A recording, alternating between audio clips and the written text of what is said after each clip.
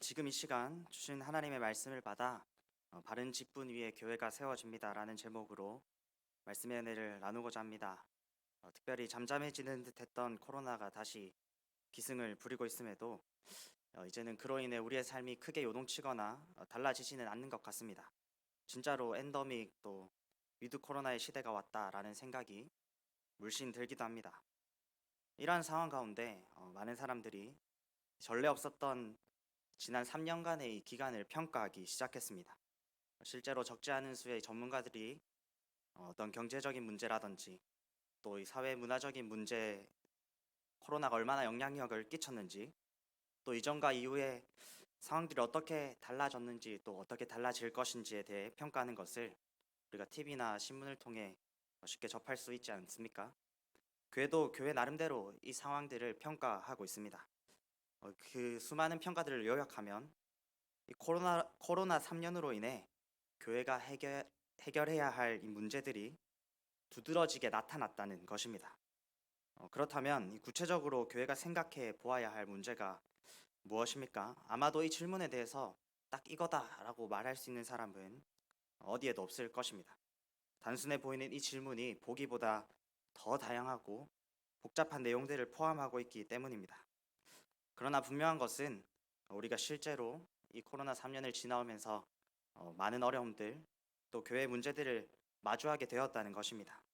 지난 3년간 이전에는 없었던 이 비대면 예배와 같은 이 새로운 말들은 교회가 어떤 어려움을 지내왔는지 또 앞으로 어떤 문제들을 더 생각해 보아야 하는지를 잘 보여주기도 합니다. 어떤 사람들은 이 3년을 평가하면서 그리스도인의 숫자가 줄어들고 있다는 것이 이 교회의 가장 심각한 문제라고 이야기하기도 합니다. 교회를 떠나는 사람들도 너무나도 많고 또 인구 절벽 문제라든지 여러 가지 이유로 앞으로 교회에 올 사람도 아주 적다는 것입니다. 이는 매우 일리 있는 말처럼 보입니다. 특별히 이 청소년들이 재미라는 요소로 인해 교회보다 세상을 향하는 경우가 더 많고 또 부모 세대의 믿음이 다음 세대로 이어지지 못해 교회에 있어야 할 청년들, 청소년들이 교회를 떠나 버리는 이런 일들이 너무나도 많다는 것은 이 그리스도인의 수에 관한 문제가 앞으로 우리가 생각하고 해결해야 할 교회의 심각한 문제 중 하나라는 것을 잘 보여주고 있습니다. 또한 어떤 사람들은 이를 교회의 문제뿐만 아니라 교회를 포함한 이 종교를 등한시하는 시대적인 상황이 문제라고 이야기하기도 합니다. 실제로 최근 어떤 조사에 따르면 20, 30대 탈종교율, 즉 믿음, 신앙 이런 것들과 나는 상관없다라고 이야기하는 종교가 없는 이 무교인들의 비율이 무려 50%가 넘어섰다고 합니다. 또 어떤 사람들은 물질의 풍요로움, 또 급변하는 세상의 문화, 세상의 악한 가치를 빠르게 전하는 이 교육 환경의 문제 등을 교회가 직면하는 문제로 또 이 문제들의 원인이라고 이야기하기도 합니다. 그런데 우리가 여기서 다시 한번 생각해 보아야 할 것이 있습니다. 이것들이 정녕 진짜 교회의 문제인가 하는 것입니다. 어떤 방법을 통해서 교회를 잘 홍보하고 또 교회에 많은 사람이 있으면 이 교회의 문제가 모두 해결되는 것입니까? 그렇지 않다는 것입니다. 결국 우리는 이러한 모든 핑계들을 걷어내고 나면 우리는 교회 문제가 사람이나 이 다른 교회 바깥에서 오는 것이 아니라 교회 안에 있음을 발견하게 됩니다. 모든 교회의 문제는 다른 곳에 있지 않고 교회가 교회답지 못함에 있기 때문입니다. 따라서 우리가 교회다운 모습을 다시 회복할 때 교회의 모든 문제를 이겨내고 교회가 바로 세워지게 될 것입니다. 그리고 특별히 교회를 바로 세워가기 위해서는 바른 직분을 세워가야 합니다. 교회 역사가 이러한 사실을 잘 알려줍니다. 우리 신앙의 선배들은 바른 직분 위에 교회를 세워나갔고 교회를 바로 세우기 위해서 직분을 바로 세우려 했습니다. 직분을 바르게 세우냐 세우지 못하느냐 하는 이 문제가 교회 모든 문제의 근본적인 문제였기 때문입니다. 우리가 잘 알고 있는 것처럼 중세 교회가 그랬습니다.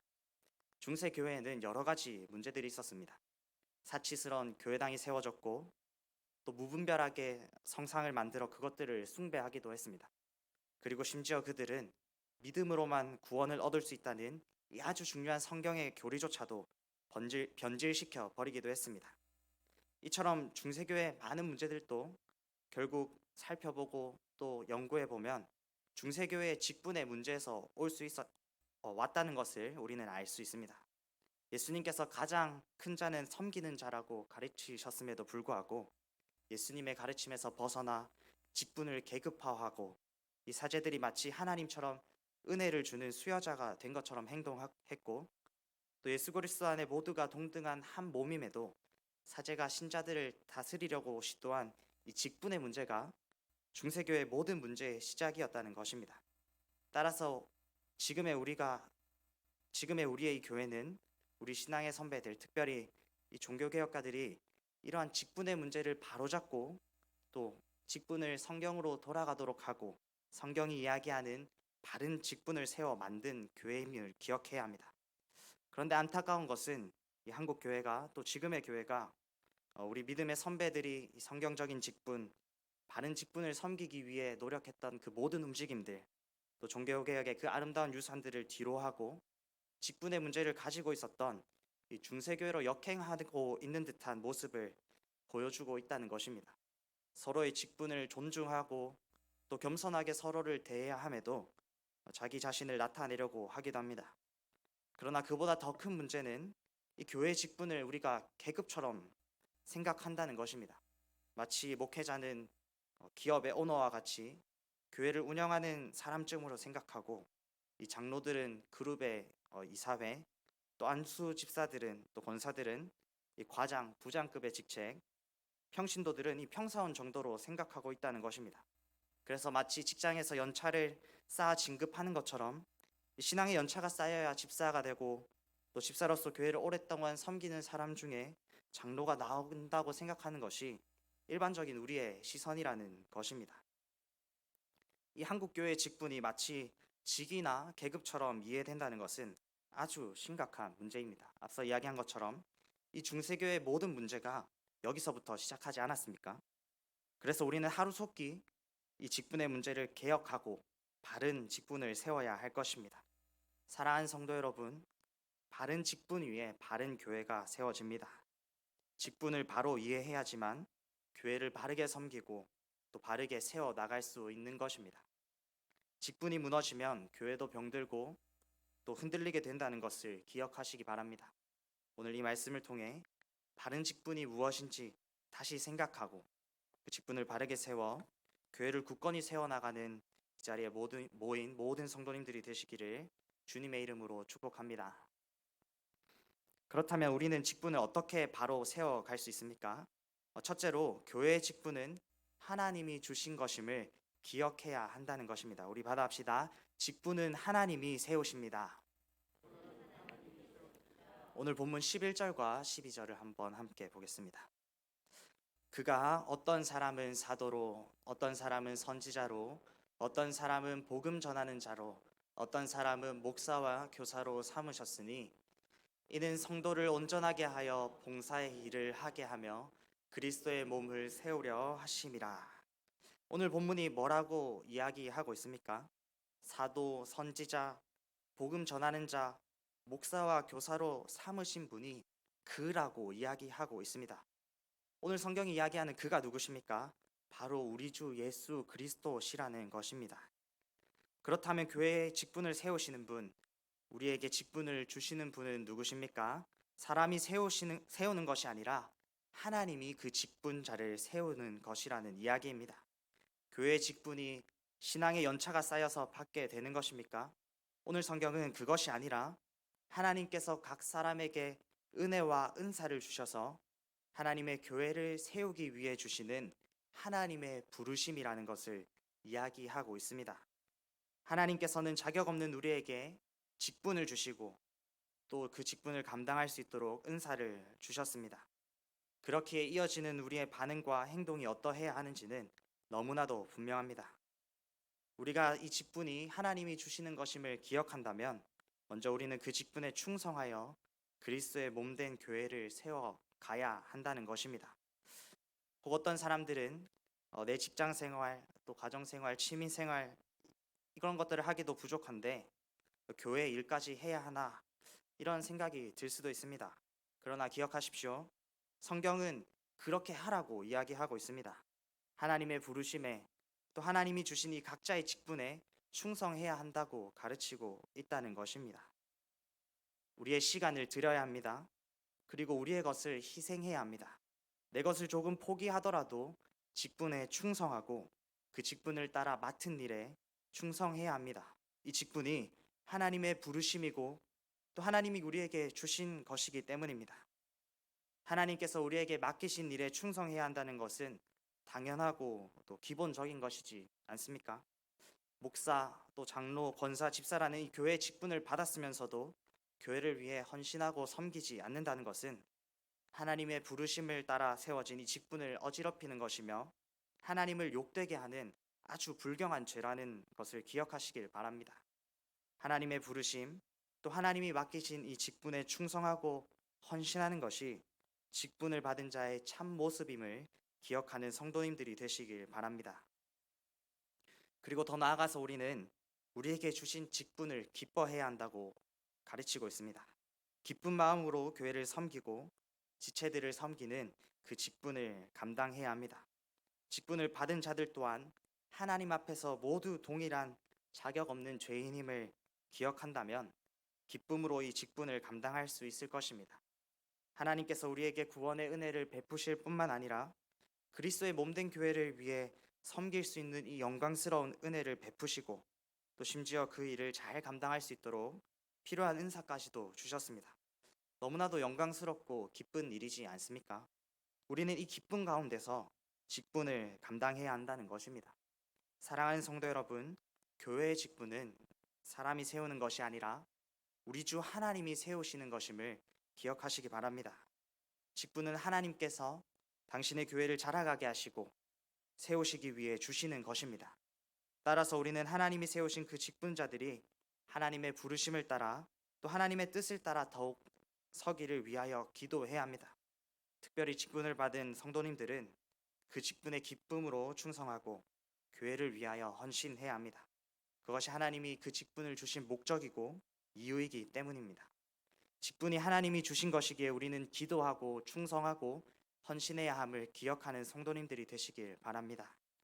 오늘 직분을 주신 분이 하나님이시라는 이 말씀을 통해 참 직분의 모습을 회복시켜 나가고 바른 직분을 세워 나가는 성도님들이 되시기를 주님의 이름으로 축복합니다.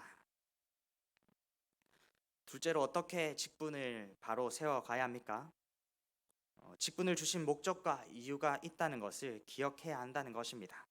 오늘 본문 12절부터 14절 말씀을 함께 보겠습니다. 이는 성도를 온전하게 하여 봉사의 일을 하게 하며 그리스도의 몸을 세우려 하심이라. 우리가 다 하나님의 아들을 믿는 것과 아는 일에 하나가 되어 온전한 사람을 이루어 그리스도의 장성한 분량이 충만한 데까지 이르리니, 이는 우리가 이제부터 어린아이가 되지 아니하여 사람의 속임수와 간사한 유혹에 빠져 온갖 교훈의 풍조에 밀려 요동하지 않게 하려 함이라. 12절에서 14절 말씀은 하나님께서 직분을 주시고 직분을 세운 그 목적에 대해서 이야기하고 있습니다. 하나님께서는 우리에게 직분을 주셔서 그리스도의 몸을 세우시고 그리스도의 장성한 분량 이 충만한 데까지 이르게 하시고 믿음이 속임수와 유혹 또 헛된 교훈에 요동하지 않도록 하시길 원하십니다. 직분이 교회를 세우고 자라가게 하고 흔들리지 않도록 이 섬기는 자리임을 알려주고 있는 것입니다. 앞에서 11절은 하나님께서 각 사람에게 다양한 직분을 주신다는 것을 알려주고 있습니다. 그러나 직분이 다양하다고 해서 그 직분의 목적, 성격이 다 다른 것은 아닙니다. 모든 직분은 하나의 목적과 하나의 성격을 가지고 있습니다. 교회를 세우고 교회를 자라가게 하고 교회가 흔들리지 않도록 하기 위해서 교회를 또 그리고 서로를 섬기는 자리라는 것입니다. 그래서 우리는 먼저 교회를 섬겨야 합니다. 이 교회를 섬기는 것에 대해서는 아무리 이야기해도 부족하지 않을 것입니다. 아마도 교회를 섬겨야 하는 이유와 어떻게 교회를 섬겨야 하는지에 대한 방법을 이야기하면 오늘 하루가 부족하지 않을까 싶습니다. 분명한 것은 이 직분은 교회를 섬기도록 하시기 위해 우리에게 주신 것이라는 이야기입니다. 그래서 우리는 반드시 전심으로 마음과 뜻을 다해 교회를 섬겨야 합니다. 직분을 따라 교회를 섬기고 또 교회에 충성하고 봉사할 때 교회는 세워지고 자라나고 굳건해질 것입니다. 또한 이보다 더 중요한 것은 이 직분을 통하여 우리가 서로를 섬겨야 한다는 것입니다. 목사라서 또 장로라서 권사고 집사라서 서로 대접받기를 원하는 것이 아니라 먼저 스스로를 낮추고 섬겨야 합니다. 사랑하는 성도 여러분, 우리 교역자들을 잘 섬겨 주시기 바랍니다. 우리 디모데전서 5장 17절을 함께 보겠습니다. 잘 다스리는 장로들은 배나 존경할 자로 알되 말씀과 가르침에 수고하는 이들에게는 더욱 그리할 것이니라. 성경은 말씀과 가르침에 수고하는 이들을 더욱 존경하라고 이야기합니다. 높은 자리에 있기 때문이 아니라 말씀을 전하는 이 맡겨진 사역을 생각하며 교역자들을 잘 섬겨 주시길 바랍니다. 그리고 우리 장로님들을 위해서도 잘 섬겨 주시길 바랍니다. 장로님들을 잘 섬기는 것이 하나님이 주신 직분의 질서, 교회의 질서를 존중하는 이 하나의 믿음의 태도이기 때문입니다. 물론 우리 권사님들도 잘 섬겨 주셔야 합니다. 그것이 교회의 덕을 세우는 일이기 때문입니다. 집사님들도 우리 모두가 잘 섬겨야 합니다. 수고하는 자들을 잘 대해주는 것은 너무나도 중요한 것이라고 성경이 가르치기 때문입니다. 그리고 무엇보다 중요한 것은 이 모든 성도들을 서로가 서로를 잘 섬겨야 한다는 것입니다. 성도들은 직분자들을 또 직분자들은 서로와 성도들을 잘 섬기는 것이 교회를 위하는 참 직분의 모습이며 그리고 이러한 섬김을 통해서 교회가 굳건히 세워지고 자라간다는 것을 기억하시기 바랍니다. 오늘 이 말씀을 통해 직분이 그냥 주어지는 것이 아니라 교회를 세우고 더욱 자라가게 하고 흔들리지 않는 굳건함 위에 서도록 하기 위함임을 기억하고 교회와 서로를 섬겨 이 직분의 목적, 직분의 참 모습을 회복하게 되시기를 주님의 이름으로 축복합니다. 마지막으로 바른 직분을 어떻게 세울 수 있습니까? 오늘 성경은 이 직분을 사랑 안에 세우는 것이 바른 직분을 세우는 방법임을 알려주고 있습니다. 오늘 본문 15절과 16절을 함께 보겠습니다. 오직 사랑 안에서 참된 것을 하여 범사에 그에게까지 자랄지라. 그는 머리니 곧 그리스도라. 그에게서 온 몸이 각 마디를 통하여 도움을 받음으로 연결되고 결합되어 각 지체의 분량대로 역사하여 그 몸을 자라게 하며 사랑 안에서 스스로 세우느니라. 직분은 하나님이 주시는 것이고 또 교회를 굳건함 위에 세워가기 위해 주시는 것입니다. 우리는 이 직분을 통해 교회를 위해 충성하고 헌신해야 하며 교회와 서로를 섬겨야 합니다. 그렇다면 우리는 어떤 자세와 어떤 모습으로 해야 합니까? 오늘 본문은 사랑 안에서 자라가고 사랑 안에서 세워가라고 알려주고 있습니다. 우리가 가진 한 신앙 고백서는 이렇게 이야기합니다. 가능한 한 다툼과 논쟁 없이 화목하라. 목회자와 장로, 이 성도들이 또 교회 안의 사람들이 항상 화목하게 지내기는 상당히 어렵다는 것을 우리는 인정해야 합니다. 우리는 아직 여전히 연약한 존재들이기 때문입니다. 그러나 항상 화목하지 않은 것은 큰 문제임을 알아야 합니다. 서로 화목하지 않다면 이 직분이 도리어 교회의 유익을 해치게 되기 때문입니다. 그렇기에 목사와 장로는 사랑 안에서 부드러운 인품으로 교회와 성도들을 돌보고 성도들은 그리스도의 그 사랑 안에서 그들을 존경할 때, 즉 직분이 사랑 안에서 바로 설 때 교회의 화목함이 이루어지고 더 많은 유익을 누릴 수 있다는 것을 기억해야 합니다. 직분이 사랑 안에서 교회의 화목함을 주는 역할을 감당해야 한다는 것입니다. 사랑하는 성도 여러분, 또 하나님이 주신 직분을 받은 직분자 여러분, 사랑 안에서 행하시길 바랍니다. 서로를 이해하고 배려하는 모습으로 그 직분을 감당하시기 바랍니다. 직분자가 교회 일을 결정할 때 의견을 내고 자신의 입장을 견지하는 것도 아주 중요합니다. 그러나 그것이 너무나 과해서는 안 된다는 것입니다. 항상 과하면 문제가 됩니다. 사랑 없이 자신의 입장만을 고수하는 것은 교회의 성장과 또 교회 질서를 어지럽히고 말 것입니다. 우리는 모든 직분들을 사랑 안에 세워 다투지 않고 화목하게 교회를 세워가야 합니다. 직분은 사랑 안에 세워야 하는 것입니다. 사랑 없는 교회의 직분은 있을 수 없습니다. 그렇기 때문에 직분이 하나님이 주신 것임을 기억하고 충성하는 것, 직분을 주신 목적을 따라 섬기는 것보다 더 중요한 것이 사랑 안에서 이 직분을 감당하는 것입니다. 사랑 안에 직분을 세워가야 합니다. 조금 부족하더라도 또 내 생각과는 다르더라도 이해하고 용납해주고 품어주십시오. 서로를 존중하고 서로가 서로를 배려하십시오. 그것이 사랑 안에서 직분을 세우는 길이기 때문입니다.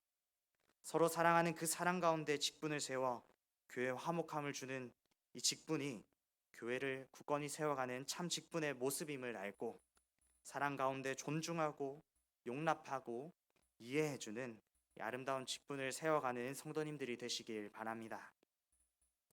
말씀을 맺겠습니다.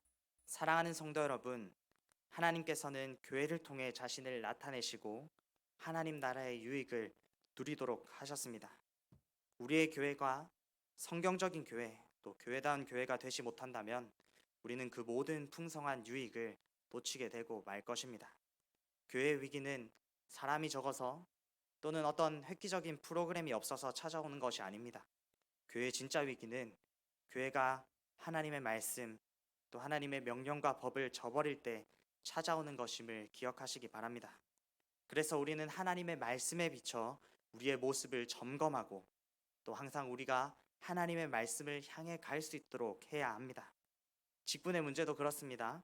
우리는 세상의 가치관으로 이 교회 직분을 보는 것이 아니라 하나님의 말씀을 기준으로 이 문제를 바라보아야 합니다.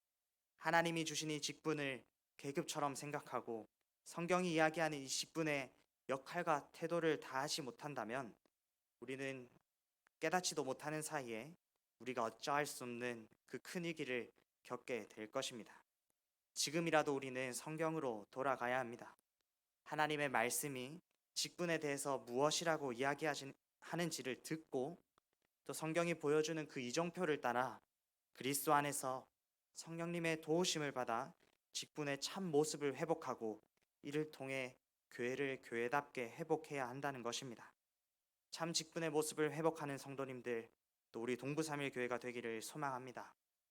하나님께서 직분을 주셨음을 기억하고 직분을 따라 섬겨 교회를 세워가고 자라가게 하고 굳건히 서도록 하시는 성도님들이 되시길 바랍니다.